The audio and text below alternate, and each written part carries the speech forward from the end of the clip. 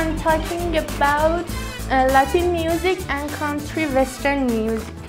Latin music is very common in countries where people speak Spanish and Portuguese. However, people all over the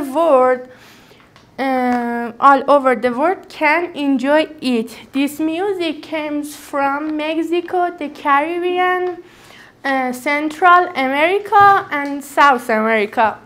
Big cities like Miami, New York, San Juan, Panama, and Havana cities have their own kind of Latin music.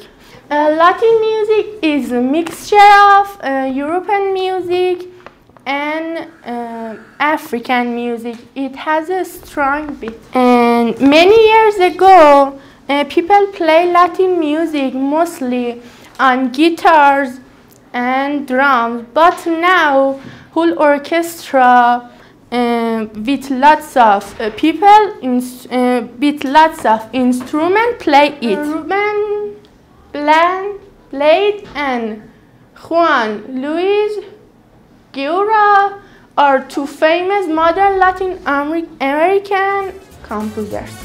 That's it. Thank you. Clap your hands.